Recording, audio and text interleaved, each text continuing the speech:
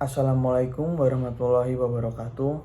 Nama saya Lovan Oktavia Kusuma, NIM 2018 1011 0311 532. Di sini saya akan menjelaskan tentang penafsiran hukum dan hermeneutika hukum. Yang pertama, saya akan menjelaskan tentang penafsiran hukum. Penafsiran hukum atau interpretasi adalah sebuah pendekatan pada penemuan hukum dalam hal peraturannya ada tetapi tidak jelas untuk dapat diterapkan pada peristiwanya. Sebaliknya, dapat terjadi juga hakim harus memeriksa dan mengadili perkara yang tidak ada peraturannya. Di sini, hakim menghadapi kekosongan atau ketidaklengkapan undang-undang yang harus diisi atau dilengkapi. Sebab hakim tidak boleh menolak meriksa dan mengadili perkara dengan dalih tidak ada hukumnya atau tidak lengkap hukumnya. Hakim menemukan hukum itu untuk mengisi kekosongan hukum tersebut. Penafsiran merupakan kegiatan yang sangat penting dalam hukum. Penafsiran merupakan metode untuk memahami makna yang terkandung dalam teks-teks hukum untuk dipakai dalam menyelesaikan kasus-kasus atau mengambil keputusan atas hal-hal yang dihadapi secara konkret. Di samping hal itu, dalam bidang hukum tata negara, penafsiran dalam hal ini judicial interpretation atau penafsiran hukum oleh hakim juga dapat berfungsi sebagai metode perubahan konstitusi dalam arti menambah, mengurangi, atau memperbaiki makna yang terdapat dalam suatu teks undang-undang dasar. Seperti yang dikemukakan oleh Casey Ware, undang-undang dasar dapat diubah melalui formal amendment, yang kedua judicial interpretation, dan yang ketiga constitutional usage and convention. Dikarenakan pentingnya hal tersebut, maka dalam setiap buku teks ilmu hukum lazim diuraikan adanya berbagai metode penafsiran. Banyak sarjana hukum yang membagi metode penafsiran dalam 5 macam metode penafsiran dan 3 macam metode konstruksi. Kemudian hermeneutika hukum. Untuk memahami apa yang dimaksud dengan hermeneutika, perlu menengok kronologi asal-usul kata hermeneutika, supaya tidak terjadi distorsi pemaknaan sejarah hermeneutika. Secara etimologis, kata hermeneutika itu berasal dari bahasa Yunani, kata kerja hermenien, yang berarti menafsirkan atau menginterpretasi. Kata benda hermenia, yang berarti penafsiran atau interpretasi, dari kata kerja hermenien, dapat ditarik menjadi 3 bentuk dasar dalam pengertian aslinya, yaitu yang pertama mengungkapkan kata-kata, misalnya to say.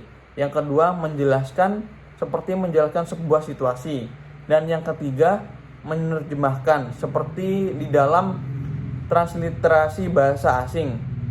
Ketiga makna itu bisa diwakilkan dengan bentuk kata kerja Inggris to interpret. Namun masing-masing dari ketiga makna tersebut membentuk sebuah makna yang independen dan signifikan bagi interpretasi. Kajian hermeneutika hukum mempunyai 2 makna sekaligus. Pertama, hermeneutika hukum dapat dipahami sebagai metode interpretasi atas teks-teks hukum, di mana interpretasi yang benar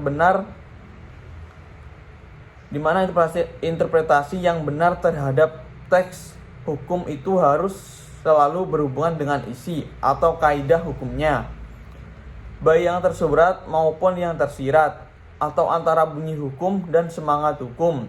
Menurut Gadamer, ada 3 syarat yang harus dipenuhi oleh seorang penafsir, yaitu memenuhi subtilitas intelligence atau ketepatan pemahaman, kemudian subtilitas explicendi, ketepatan penjabaran, dan subtilitas applicendi atau ketepatan penerapan.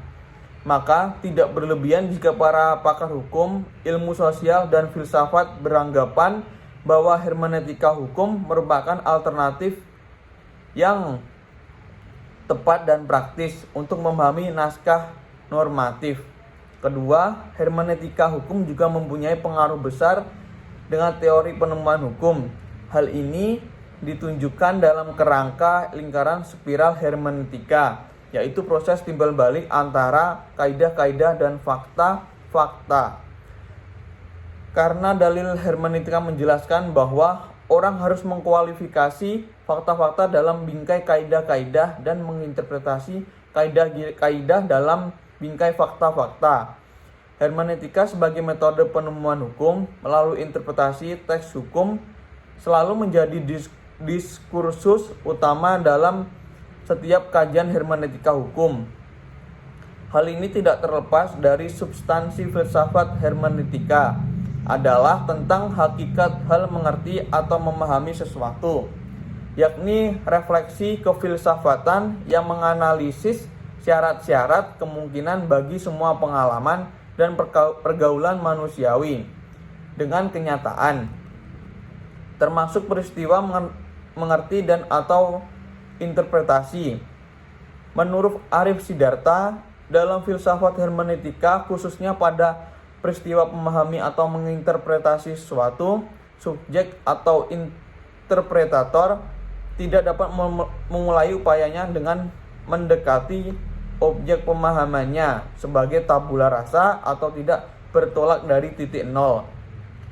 Sebab setiap orang terlahir dalam suatu dunia produksi sejarah yang selalu menjalani proses menyejarah terus-menerus, yakni tradisi yang bermuatan nilai-nilai, wawasan-wawasan, pengertian-pengertian, asas-asas, arti-arti, kaidah-kaidah, pola-pola perilaku, dan sebagainya yang terbentuk dan berkembang oleh dan dalam perjalanan sejarah. Jadi, tiap subjek terlepas dari tidak tergantung dari kehendaknya sendiri, selalu menemukan dirinya sudah berada dalam suatu tradisi yang sudah ada sebelumnya. Ia dilahirkan dalam pengertian penafsiran. Tetapi ada pula sarjana yang menganggap metode konstruksi itu tiada lain merupakan varian saja atau termasuk bentuk lain dari metode penafsiran juga. Sehingga macam dan jenis metode penafsiran itu dikelompokkan secara berbeda dari sarjana lainnya. Para hukum telah menguraikan adanya 9 teori penafsiran yang berbeda menggambarkan dari apa yang dimukan oleh Arif Siddhartha. Terima kasih. Wassalamualaikum warahmatullahi wabarakatuh.